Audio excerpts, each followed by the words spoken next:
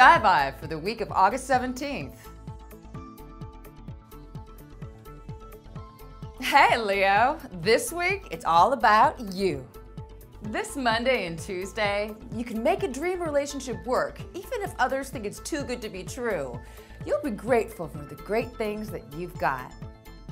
By Wednesday and Thursday, the new moon in your sign is your gift from the planets because you're such a rockin' person.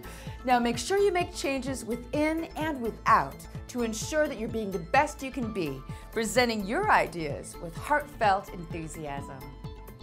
And now Leo, are you ready for your weekend fun? With Mercury and Uranus, you could win some, lose some money-wise Friday. But lucky for you, the sun will move to Virgo, improving finances. So Leo, stay savvy in your stratosphere and make every week happen the way you want it to.